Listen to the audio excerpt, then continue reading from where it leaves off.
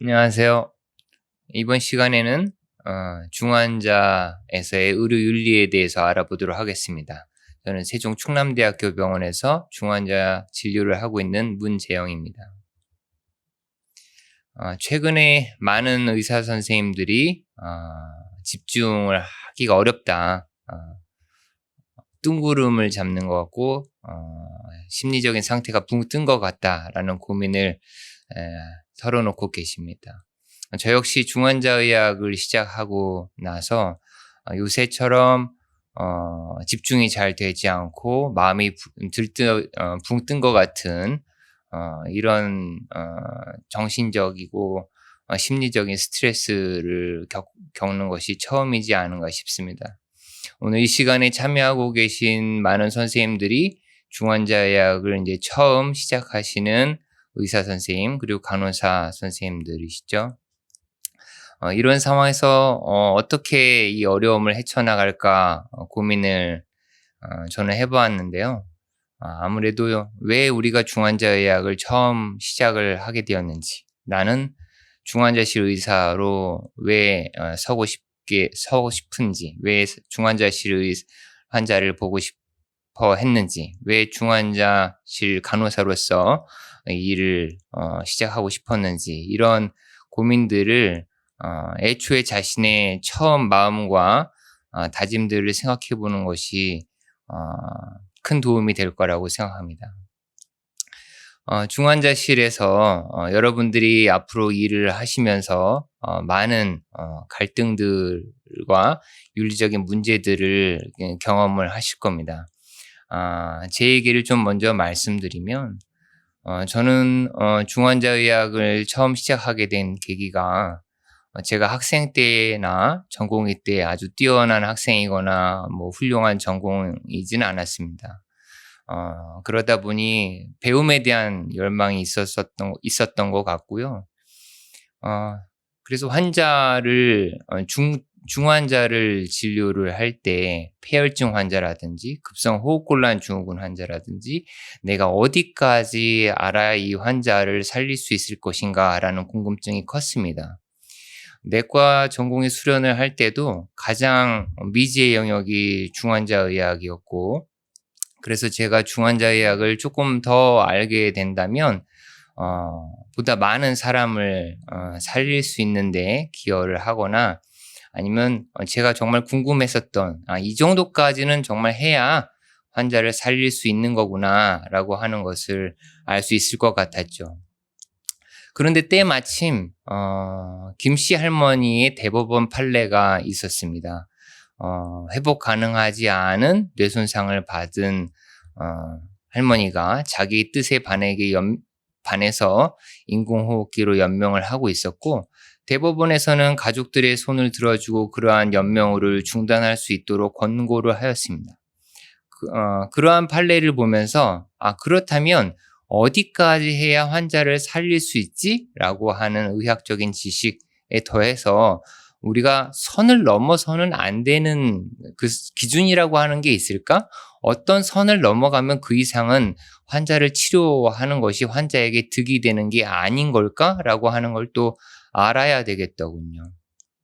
그래서 중환자의학을 같이 공부를 하면서 의료윤리를 공부를 하게 되었습니다. 실제로 그 두 가지를 같이 하다 보니 제가 생각지도 못하게 중환자실에서 많은 윤리적인 갈등 상황이 일어나는 거를 보고 느끼고 알 수가 있었고요. 의료윤리를 공부를 하면서 그러한 의료윤리에 대한 감수성과 지식이 그러한 윤리적인 갈등을 인지하고 해결하는데 큰 도움이 된다라고 하는 것을 또 알 수가 있었습니다. 여러분들이 앞으로 중환자실에서 일하시면서 다양한 갈등들과 윤리적인 문제들에 부딪힐 겁니다. 우리가 급성 호흡곤란 증후군 환자는 이렇게 인공호흡기를 세팅해야지라고 하는 원칙을, 표준 치료에 대한 지침을 배우듯이 의료윤리에 대한 지식을 쌓는 것이 여러분들이 문제를 인지하고 앞으로 갈등을 해결하고 환자와 가족에겐 더 나은 치료 결과를 제공하고 여러분들이 일하는 근무 환경을 더 좋게 만드는데 분명히 큰 힘이 될 것으로 저는 믿습니다. 그래서 이 시간에는 제가 공부하고 배웠었던 것과 경험을 여러분들과 좀 나누는 시간으로 갖겠습니다. 여러분들이 이제 중환자실에서 흔하게 부딪힐 수 있는 의료윤리적인 갈등 상황들은 이런 걸 겁니다. 제한된 자원을 배분해야 되는 문제라든지 연명의료 상태가 되는 환자의 그 유부와 중단 의사결정을 어떻게 해야 하는지, 이해상충이나 연구윤리라고 하는 것, 그다음에 번아웃, 최근 문제가 되고 있는 직업 정체성, 또 완화 돌봄, 임종기 돌봄 같은 것들이죠. 이런 것들은 우리가 잘 알고 매니지를 해야 중환자실 의사로서 환자, 가족과의 관계를 올바로 정립을 하고 신뢰관계를 쌓아서 더 나은 결과를 제공할 수 있게 되는 것이고, 그러한 과정 자체가 우리의 중환자실 의사로서의 직업 전문성을 이제 높일 수 있는 아주 주요한 방법이 되는 것이죠. 먼저 제한된 자원의 배분과 관련된 문제를 살펴보도록 하겠습니다. 오늘 당장 여러분이 일하는 중환자실에 병상이 없는데 지금 응급실에 또 다른 중환자가 왔다 하면 여러분들은 어떻게 이걸 대처하시고 푸시겠습니까? 아주 흔하게 겪는 문제입니다. 응급실에서는 당장 중환자실에 배정할 수 있는 중환자실 병상이 없으면 환자 가족과 응급실 의사 사이에 갈등 관계가 커지게 되죠. 그 사이에 이걸 매니지해야 되는 간호사들과 젊은 의사들의 감정적 소진과 스트레스가 커집니다.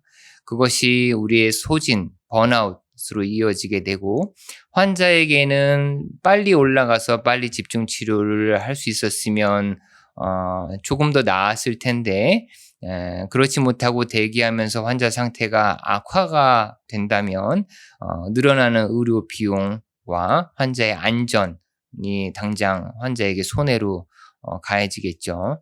또 그 결과가 좋다면 모르겠는데 환자 상태가 너무 중해지면 임상적인 결과에서도 불리할지 모릅니다.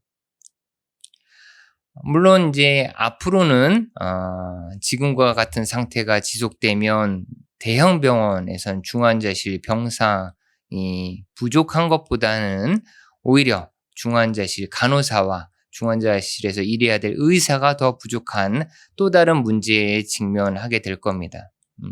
더군다나 우리 대한중환자의학회에서 많은 노력을 하고 사회에서도 정부에서도 중환자실의 특수성을 인정해주면서 중환자실 치료와 관련된 수가가 많이 늘었습니다. 그러다 보니 병원에서는 앞으로는 중환자실 병상이 부족하지 않도록 중환자실 병상을 확충하는데 더 많은 노력을 할 거라고 저는 기대합니다. 하지만 그에 따라가지 못하는 중환자실 전문 간호사 수, 의사 수가 또 다른 문제를 낳겠죠. 중환자실 입실 우선순위에 다양한 윤리적인 원칙이나 방법, 기준들을 적용해 볼 수 있습니다. 병상이 그렇게 부족하지 않은 평상시와 같은 상태라면 응급실이나 중환자실 환자가 먼저 필요한 사람에게 온 순서대로 병상을 배정할 수 있겠죠. 하지만 병상이 지금 부족한 상태가 된다라면 또 다른 기준이 필요할 겁니다. 예를 들어 좀 더 중한 환자가 있다라고 하면 그 중한 환자에게, 중증의 환자에게 배정을 해볼 수도 있겠죠. 근데 시간이 흘러서 사회 기준이 바뀌고 일본의 최근의 영화 플랜 75에서처럼 나이가 많은 환자보다는 좀 더 나이가 젊은 환자에게 우선권을 줘야 된다라고 하는 기준이 세워질지도 모릅니다. 중환자실 입실 우선순위를 아주 치열하게 따졌었던 그리고 이런 입실 우선순위가 중요했었던 때가 바로 2-3년 전에 코로나 팬데믹 기간이었죠. 이때는 사회에서 또 우리 정부에서도 최대한 많은 수의 환자를 살리기를 원했습니다.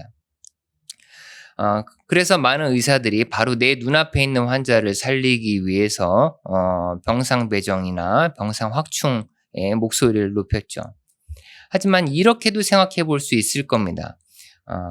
최대한 많은 환자의 숫자를 살린다라고 했을 때 지금 병상 수가 부족한데 기대 여명이 몇 년 남지 않은 80대의 노인 3분과 기대 여명이 한 40년쯤 남아있는 다른 동반 질환이 없는 40대의 환자가 1명 있다라고 할 때 그 3사람의 환자를 살리는 것과 한 사람의 기대 여명이 큰 환자를 살리는 것을 비교해 본다면 이 후자의 경우에는 생명의 숫자는 적을지라도 기대 여명을 종합해서 생각해 보면 이것이 오히려 사회적으로는 총체적인 이익을 더 극대화하는 방법이 아니냐라고도 해볼 수 있을 겁니다.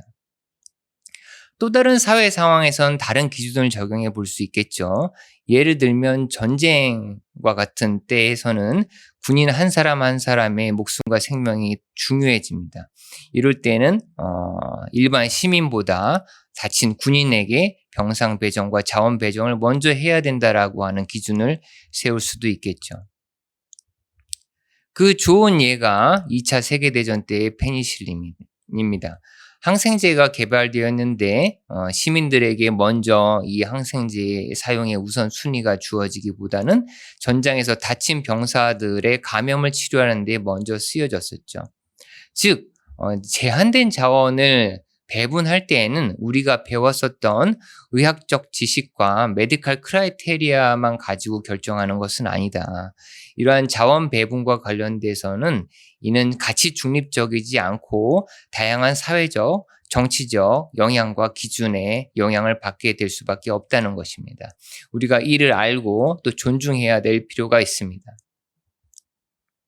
재난 상황일 때를 한번 볼까요?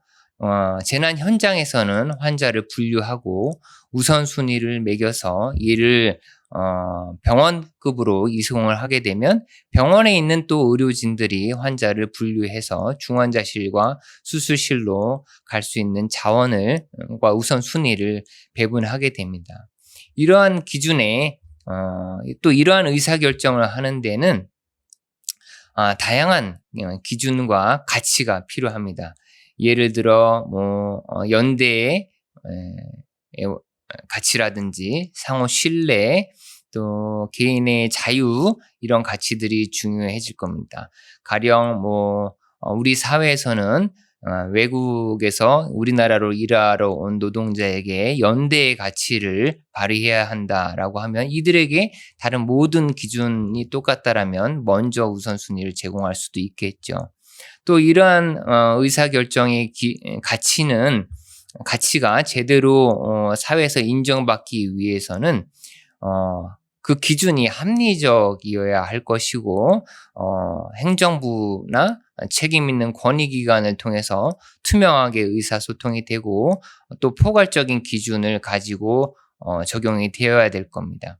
그리고 이런 것이 의료 현장에서 적용될 때에는 또 그 지침이 만들어질 때에는 공리주의의 원칙이라든지 평등의 원칙이라든지 자유주의의 원칙, 공동체주의의 원칙 등 그 사회에서 중요하게 생각하는 원칙에 입각해서 만들어지고 인정을 받아야 되겠죠. 만약 그렇지 못한 상태가 되면 어떻습니까? 코로나 팬데믹 상황에선 또 우리가 어땠습니까? 많은 의료진들이 외부에서 주어지는 조건에 따라서 모랄 디스트레스, 모랄 인저리를 받았습니다. 이런 것이 우리의 정신 심리적 상태를 소진하게 만들죠. 실제로 중환자실에서 근무하는 많은 의사, 간호사들이 소진 상태에 있거나 소진을 경험합니다. 저 역시도 어느 날 내가 환자들과 보호자들에게 좀 날카롭게 말을 하고 있구나, 좀 더 공격적이구나, 회의석상에서 내가 좀 더 말을 차분하게 못하고 있구나. 다른 사람에게 너무 예민하게 반응하고 있구나. 이런 경험을 할 때마다 혹시 내가 지금 소진된 상태가 아닌가, 감정적으로 번아웃 상태는 아닌가라고 하는 것을 되새겨 보게 되는 것이죠. 따라서 이런 번아웃은 잘 관리를 해야 됩니다. 여러분들은 중환자실의 앞으로 리더가 되실 의사, 간호사들입니다. 실제로 외국에서는 간호대학 학생들과 젊은 간호사들을 대상으로 근무가 끝나고 난 뒤 또는 근무가 없을 때 명상, 요가, 운동, 야외 활동 이런 것을 격려한다든지 친구들과의 만남을 격려하고 서로 고민을 털어놓을 수 있는 작은 그룹의 의사소통을 장려하는 문화를 펼치고 있습니다. 또 때로는 병원 안에 직원들을 대상으로 심리 상담을 할 수 있는 시스템을 만들기도 하고요. 심지어는 정크푸드를 먹기보다는 좀 더 건강한 음식을 먹도록 이런 세세한 관리와 격려를 하는 캠페인을 하기도 합니다. 여러분들이 앞으로 의사로서, 중환자실 간호사로서 리더로 성장하시면 저는 꼭 이 점을 강조를 하고 싶습니다. 이제 우리나라 중환자실도 번아웃을 관리할 수 있는 문화를 만들어야 되고 더 많은 환자를 살려야 돼. 그러기 위해서 우리가 희생해야 돼. 헌신해야 돼. 라고 하는 것도 물론 중요하지만 우리 직원들과 우리 간호사들과 젊은 전공의들과 전문의들이 삶의 질과 근무 환경과 근무 조건을 좀 더 낮게 만들려고 하는 개선하려는 노력을 해야 합니다. 그리고 그러한 개선에 대한 아이디어와 적극적인 제안을 여러분들이 나서서 병원에 개진을 하셔야겠죠. 예를 들어 우리 중환자실은 환자들을 관리하고 좀 더 나은 치료 환경을 만들기 위해서 간호사 한 사람이 2사람 이상의 환자는 보지 않겠다. 그런 시스템과 구조를 만들겠다라는 정책을 세울 수가 있고 때로는 에크모를 하고 있는 환자, 장기 이식을 받은 환자 이런 환자들은 1대1로 우리가 관리를 하겠다라고 하는 정책을 우리 스스로 만들고 개진하고 병원 안에서 그것을 실현할 수 있도록 여러분들이 이제 노력을 하셔야 되는 겁니다. 제가 오늘 이 시간을 통해서 꼭 강조하고 싶은 내용들 중에 하나입니다. 앞으로 이러한 중환자실을 만드는데 우리 다 같이 노력을 했으면 좋겠습니다. 자, 이제 여러분들이 흔하게 마주칠 수 있는 의료윤리 딜레마 상황의 하나가 바로 이런 연명의료의 유보 중단과 관련된 의사결정이죠. 사례를 하나 살펴보도록 하겠습니다. 60대 여자분이신데요. 키는 보통 체구이지만 체중이 터무니없이 낮습니다. 환자가 얼터드 멘탈러티와 의식 저하와 경련을 주소로 입원을 하게 되었고 환자의 과거력을 살펴봤을 때 15년 전에 백혈병으로 자가 조혈모세포 이식술을 받았습니다. 그 이후에 만성적인 이식편대 숙주 반응을 겪으면서 폐쇄성 세기관지염을 가지고 있어서 이 환자는 고이산화탄소 혈증 호흡 부전이 반복이 되고 입원을 반복하던 환자입니다. 악액질이 굉장히 심하고 그러다 보니 SMA 신드롬이 있고 식사를 제대로 하고 영양 섭취를 제대로 하지 못합니다. 프레셔스도 다발성으로 가지고 있습니다. 이 환자의 치료 방침을 두고 두 사람의 의사가 각기 다르게 의사결정을 할 수 있을 겁니다. 예를 들면 어떤 의사는 과연 이 환자가 인공호흡기를 하고 생체 징후가 안정된 상태라고 해서 임종 과정이 아니냐라는 물음을 가질 수 있죠. 에필랩시를 조절을 하는 것이 정말 이 환자에게 어떤 의학적인 이득이 있는지 고민을 할 수 있을 겁니다. 또 여명이 길지 않은 신체 상태인데 현재 중환자실 치료가 이 환자에겐 연명의료가 되는 것은 아닌지 고민할 수 있죠. 삶의 질, 그동안의 삶의 질, 그동안의 가족의 지원과 돌봄, 앞으로의 삶의 질 등을 고려해 봤을 때 지금 현재 이 치료가 환자에게 어떤 최선의 이익을 줄 수 있는지, 환자에게 어떤 의미가 있는지 고민을 해볼 수 있을 겁니다.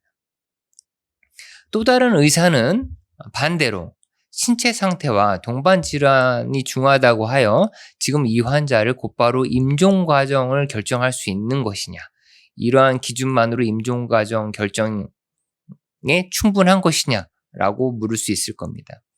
에필lep시를 조절하고 난 다음에 환자의 의학적 호전 정도를 평가할 때까지 일단 충분한 시간이 필요하다라고 생각해 볼 수 있을 겁니다. 이 환자의 여명이 길지 않은 건 알지만 현재 이 치료가 모두 연명의료인 것인지, 환자가 이 치료에 어떤 이득인지 그 스스로의 환자 스스로의 의지를 모르는 상태에서 우리가 너무 빨리 결정하는 것은 아닌가라는 물음을 가질 수 있을 것입니다. 여러분들 같으면 어떤 기준으로 판단을 내려보시겠습니까? 굉장히 어렵죠. 우리가 여기서도 나온 내용이지만 흔하게 여러분들이 중환자실 의사로서 일할 때, 간호사로서 일할 때 놓치고 있는 것이 바로 이런 것입니다. 우리는 의학적 이득과 환자의 이익이라고 하는 것을 분리해서 생각해 볼 필요가 있습니다. 우리는 의학 지식을 배운 사람이기 때문에 어떤 것이 환자에게 의학적 이득이 될 수 있습니다라고 하는 것은 알 수 있지요. 하지만 이런 의료 행위의 결과가 환자가 기대하는 수준의 가치 있는 삶의 질을 제공할 수 있다면 그것은 환자에게 이익이 되는 것이다라고 가정할 수 있지만, 만약에 그러한 삶의 질을, 기대할 수 있는 삶의 질을 제공하지 못한다면 환자에겐 그것이 이익이 아닌 것이죠. 어찌 보면 그것이 환자의 입장에서는 무익한 연명의료가 될 수 있는 것입니다. 의사에게는 의학적 이득이 있다라고 볼 수 있는 요소가 있을지라도 환자에게 이득이 없는 경우가 있고 그 반대인 경우가 있을 수 있죠.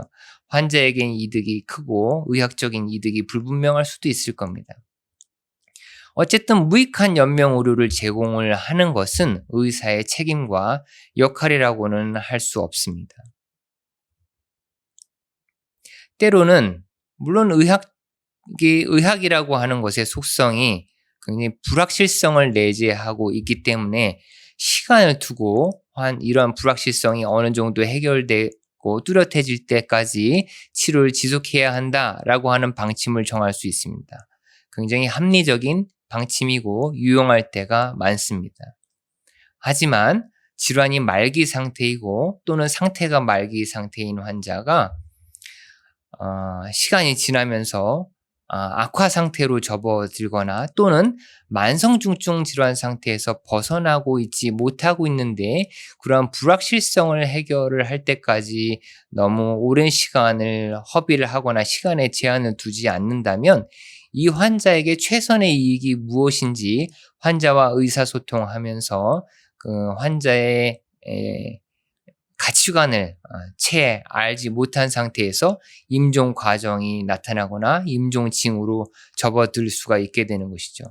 따라서 중환자실에서는 그 불확실성을 바탕으로 오히려 불확실성 때문에라도 환자가 질환의 말기 상태이거나 상태가 말기 상태일 때에는 앞으로 이 환자가 나빠질 경우를 대비해서 어떠한 준비를 해야 되는지 충분한 사전 돌봄 계획에 대한 면담을 미리 서두를 필요가 있습니다. 이러한 사전 돌봄 계획을 세울 때 의료윤리의 4원칙을 알고 있다면 물론 크게 도움이 됩니다. 하지만 의료윤리의 4원칙을 일일이 환자에게 적용하지 못할 수도 있고 그것을 따지는 것이 우리 의사들과 간호사들에게 어려운 일일 수도 있습니다. 그럴 때는 이러한 4분면 접근법을 사용해 보는 것이 매우 유용합니다. 그 4분면 접근법에 4가지 기준이 있습니다. 의학적 적응증, 환자의 선호, 가치, 평상시 삶의 질, 기대할 수 있는 앞으로의 삶의 질, 그리고 이러한 것을 결정하는 맥락적인 배경, 종교, 경제적인 사유들이 다 포함이 됩니다. 이런 것을 다 종합해서 따졌을 때 의학적인 적응증이 지금 현재 된다고 하더라도 환자가 그러한 것을 원하지 않거나 또는 환자가 기대하는 삶의 질을 달성할 수 없거나 맥락적 배경에서 다른 문제가 없다라면 그러한 의학적인 적응증만을 가지고 중환자실 치료를 지속하는 하는 것은 정말 신중하게 다시 재고해 볼 필요가 있는 것이죠. 여러분들이 중환자실 의사로서 또 간호사로서 의학적 무익함에 대해서 알고 계시고 또 판단할 수 있어야 됩니다. 가령 예를 들어서 지금 식도정맥류 출혈 환자가 왔는데 혈압이 60에 40 정도밖에 측정되지 않고 맥박도 빠르지 않고 오히려 느려지고 있는 이러한 상황이라면 내시경적 지혈술과 다른 어떤 중재적 시술을 시도해 볼 수가 없는 것이죠. 이런 상태는 의학적 무익함이라고 할 수 있습니다. 하지만 시도는 해볼 수 있지만 그 시도의 결과 우리가 이 환자의 생명을 연장하거나 신체 기능을 유지를 하는데 아무런 도움이 되지 못할 것 같은 상황이 분명하다면 그 또한 역시 의학적으로 무익하다라고 우리가 할 수 있습니다.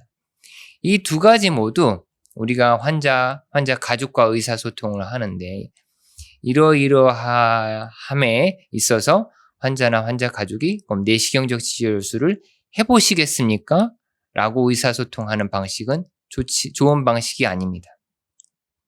이럴 때는 오히려 의학 지식을 충분히 알고 판단할 수 있는 의사가 의학적으로 무익한 상태이고 오히려 위험만 큰 상태라 내시경적 시술을 하지 않는 것을 권고하고 또 다른 가치 있는 의료 행위나 돌봄의 계획을 세우는 것이 더 중요할 수도 있는 것이죠. 더 이상 의학적 치료를 통해서 목표로 하고 있는 것을 제공할 수 없거나 또는 그것이 치료 행위든 완화 의료 행위든 또는 신체 기능 상태를 보존하거나 개선하기 위한 행위이든지 간에 그 목표를 충분히 달성할 수 없는 상태이면 우린 그것 모두를 무익하다라고 정의를 하고 분류를 할 수 있습니다. 이러한 의학적으로 무익한 상태의 치료 행위는 중환자실에서 일정 정도 제한을 해야 한다라고 세계의 여러 나라 지침과 학회에서는 권고를 하고 있습니다. 영국 의사협회에서도 이러한 무익한 상태에서 의사가 행해야 할 또는 판단해야 할 기준으로 3가지를 제시를 합니다. 환자의 삶의 질이라든지 환자의 평상시 최선의 이익이 무엇인지를 알고 그에 따라 판단하고 결정해야 하고 무엇보다 비례 표준의 원칙을 강조를 합니다. 비례 표준의 원칙은 이런 겁니다. 여러분들이 꼭 알고 계셔야 되는 중요한 윤리 원칙 중에 하나입니다. 우리가 빈대를 잡자고 해서 집을 태우진 않죠. 어떤 목적을 달성하기 위해서 취해야 하는 수단 역시도 그에 비례하여 적절하고 적합해야 합니다. 테러리스트를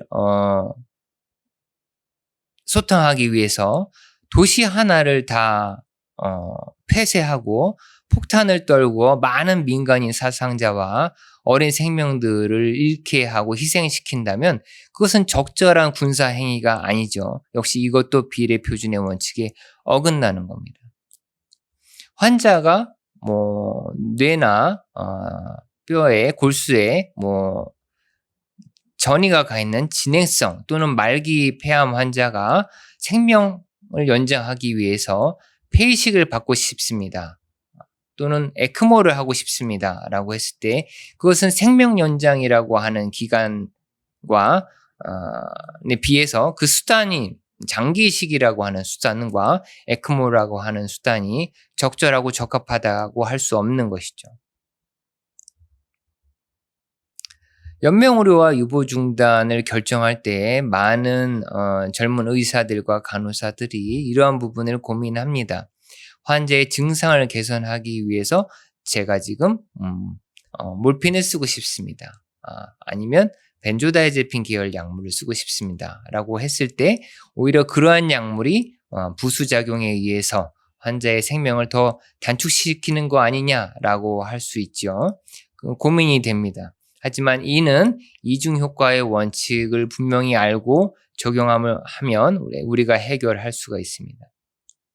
이중효과의 원칙이라고 하는 것은 우리가 의도하고 해결해야 할 선한 행위가 있는데 그 행위를 달성할 때 부수적인 작용이 따라올 수 있죠.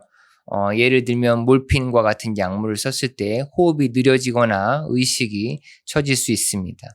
하지만 이것은 의도된 행위가 아니고 우리가 예견되고 알고 있기만 한 부수작용인 거죠. 따라서 어떤 행위를 우리가 의도하고 있느냐, 그 의사의 의도와 행위의 목적이 중요하다라는 것입니다. 이를 좀 더 자세히 살펴보겠습니다. 5가지를 체크를 해볼 수 있습니다. 우리가 몰핀이라고 하는 말기 환자의 호흡곤란을 줄여주기 위해서 지금 현재 몰핀이라고 하는 행위를 약물을 투여한다.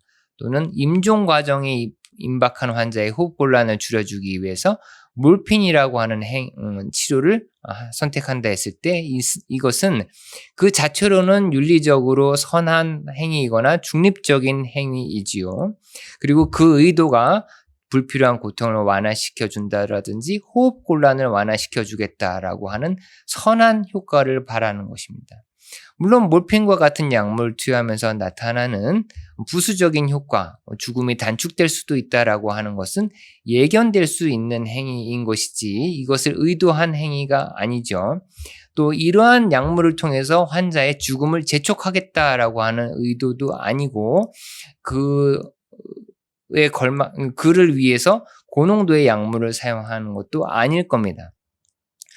만약에 환자에게 통증을 완화시켜주고 호흡곤란을 개선하기를 바란다면서 터무니없이 많은 용량의 몰핀을 투여했다라고 한다면 이것은 비례의 원칙에 어긋나게 되는 것이죠. 이런 5가지 체크 포인트를 우리가 살펴보고 기록에 남길 수 있어야 됩니다. 중환자실 의사로서 이해상충 또한 관리해야 합니다. 이해상충이란 개인 혹은 단체가 자신의 윤리적 혹은 법적 의무를 소홀히 할 수 있는 그런 재정적, 개인적, 직업적 이해를 갖게 되는 상황을 뜻합니다. 예를 들면 자신이 어떤 특정 회사의 주식을 많이 갖고 있어서 그 회사의 약물을 사용하게 되는 경우, 또는 어떤 의료기기를 개발하는 데 참여하면서 그 의료기기와 관련된 의료기기의 임상시험을 본인의 환자들 대상으로 한다든지, 최근에는 빅데이터라든지 AI 산업이 중환자실에서도 많이 연구가 되고 있는데 이 모두 잠재적인 이해상충을 가지고 있습니다. 그래서 하지 말라는 것이 아니라 이를 투명하게 관리를 해야 하는 것이죠. 그렇지 못했을 경우에 우리의 의료 행위가 사회적인 신뢰를 받을 수 없고 우리의 의학적, 과학적 근거와 객관성이 훼손될 수 있기 때문입니다. 이러한 이해상충은 매우 잠재적이어서 우리가 인지하지 못하는 경우도 있을 수 있습니다. 중환자실 의사에게 이러한 대표적인 예가 장기이식 환자를 관리할 때입니다. 중환자실 의사로서 나의 환자에게 장기이식을 받게끔 빨리 해야 될 때도 있고, 또 다른 나의 환자는 이제 뇌사자가 돼서 뇌사자로 기증을 해야 되는 경우가 있을 수가 있겠죠. 한 사람의 의사가 뇌사자 기증자를 관리해야 하는 업무와 수혜자를 치료해야 하는 업무를 동시에 맡게 되면 역시 이는 이해상충이 벌어질 수 있습니다. 이럴 때는 관리 의사를 담당하는 의사를 분리할 수 있어야겠죠. 이제 마지막으로 시간이 조금 길어졌지만 완화 임종 돌봄을 간단하게 살펴보겠습니다. 우리가 적절한 완화 임종 돌봄, 중환자실에서 흔히 부딪히는 윤리적인 갈등 상황입니다. 적절하게 완화 임종 돌봄을 하지 못했을 때 가족이 받는 상처가 크고 그것을 의료진들이 마주해야 하기 때문이죠. 이를 개선하기 위해서는 적절한 지식과 기술을 우리가 익혀야 하지만 특히 강조하고 싶은 것은 적절한 의사소통 능력입니다. 적절한 의사소통을 하지 못하면 환자 입장에선 불필요한 고통, 무익한 치료를 계속 받아야 할 때도 있고 정신심리적 고통과 우울증, 불안, 공포 이런 것에 이완되기도 합니다. 가족 입장에서는 역시 의사들과 마찬가지로 환자와 마찬가지로 도덕적 손상과 상처를 받고요. 번아웃에 노출이 되기도 하고 많은 재정적 부담을 떠안게 되기도 합니다. 이를 개선하기 위해서 적절한 의사소통 구조와 시스템과 훈련을 받아야 되고 외국에서 이러한 사별준비 안내서를 만드는 것처럼 여러분들 병원과 여러분들 중환자실에서도 이별준비 안내서를 병원과 함께 준비해서 의사, 간호사들이 이를 숙지하고 환자, 가족과 의사소통을 할 수 있다면 도움이 될 것입니다. 이런 임종기의 완화 돌봄은 의료기관 안에서 또 의사 간호사들이 중환자실 의사 간호사들이 어떤 준비를 하느냐에 따라 많은 편차가 있습니다. 24시간 돌아가시기 24시간 이전에 마지막에 기관 발관을 해드리는 경우와 해드리지 못하는 병원들이 있고 또 선망이 빈도가 높은 병원과 낮은 병원이 있기도 하고요. 심폐소생술을 심지어 하는 병원과 하지 않는 병원들도 있습니다. 중환자실 환자에게 임종하는 환자에게 필요한 적절한 마지막에 이제 돌봄과 관련된 지식은 그동안의 많은 논문들에서도 나와 있고 이 한 편을 읽어보는 것도 여러분들에게 큰 도움이 될 겁니다. 의사소통에 있어서는 보호자에게 아무런 설명 없이 또는 설명이 부족한 상태에서 임종 상황을 일방적으로 통보하거나 연명의료 결정법에 따라서 연명의료 계획서를 쓰셔야 되겠습니다. 이런 식으로 결정을 요구하는 것은 큰 혼란을 야기할 수 있습니다. 또한 의미가 없다, 할 수 있는 것이 없다라는 이런 표현은 보호자를 절망하게 합니다. 환자를 돌보는 데 있어서 가족도 똑같이 돌보아야 합니다. 연명의료를 유보하고 중단할 때 그 사별 과정이 서로의 상처를 치유하고 적절한 이별이 될 수 있어야 가족이 새로운 삶을 상처받지 않고 지속할 수 있습니다. 적절한 환경을 만들어주고 시간을 줘야 가족들이 환자에게 인사를 할 수 있습니다. 지금 앞으로 중환자실 리모델링을 계획하고 있는 많은 병원들이 있을 겁니다.